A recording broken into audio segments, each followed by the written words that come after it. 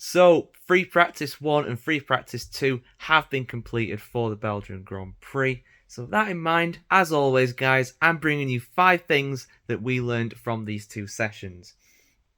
The first thing that we learned from this session, or these sessions I should say, because there was 2 of them, was that Max Verstappen is not going to be on pole position. We heard coming into this weekend that he was going to take a grid penalty, and it makes sense for a number of reasons that I'm not going to get into during this video because I don't have time.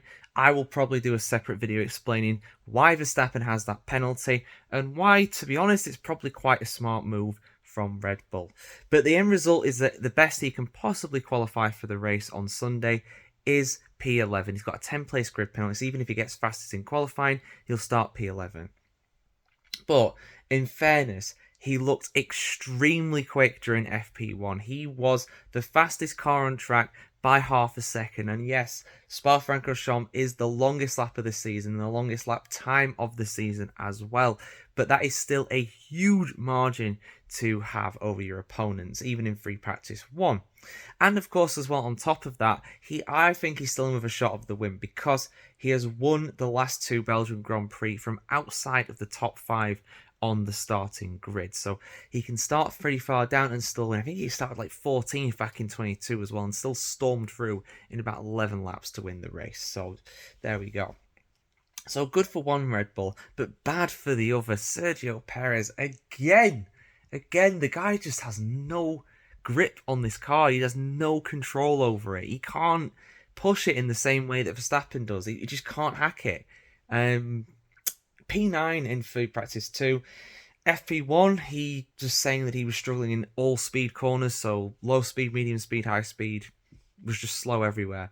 And yeah, he was actually even behind Kevin Magnussen's Haas in 8th place. Perez obviously in P9. So that tells you how slow he was. And that's no disrespect to Haas actually, because Haas looked pretty good with their high downforce setup. So they could be real dark horses to get a good result again. You know, beware RB. There's a real chance of it. The third thing that we learned is that Alpine are struggling with reliability. Bruno Famin has left the team. He's been sacked, I believe, at the same venue that Otmar Safnauer was sacked at last season. They seem to really have a habit of doing that at Spa for some reason. The new Deadpool Wolverine livery did not leave them with new fortune when it came to reliability issues. Ocon had some sort of mechanical failure in FP1 and was unable to set a time. But saying that, he did set the 7th fastest time in FP2. So there is pace in that car. They're going to be a bit worried, though, going into the race. Because to finish first you must finish. And they do not like finishing this weekend. Or at least both cars anyway. So we'll see about that. The fourth thing that we learned is that Williams very much flattered to deceive. Alex Albon was in P3 in the first practice session, but they came crashing back down to earth. 17th and 18th for him and Sargent in FP2. I was really, really hoping. They have absolutely let me down with that one. I'm hoping to do better in qualifying. This should be a good track for him, it being a high-speed one, but it's not looking good. It's not looking good after that.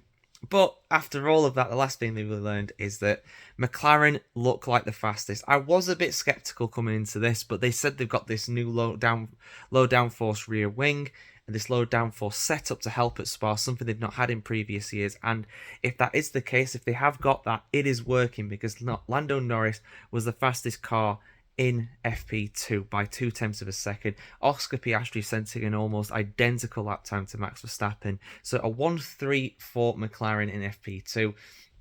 Given the fact that Max Verstappen is going to have a penalty and start far down the grid, it's looking likely that McLaren are going to be in a very good position for the race on Sunday. But yeah, maybe that's me being an optimistic McLaren fan. I don't know. Let me know in the comments below what you guys think.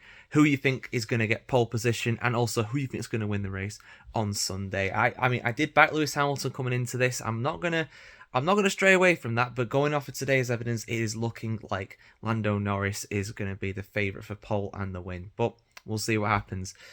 But yeah, for more coverage through this Belgian Grand Prix weekend, keep it tuned right here to the F1Chronicle.com.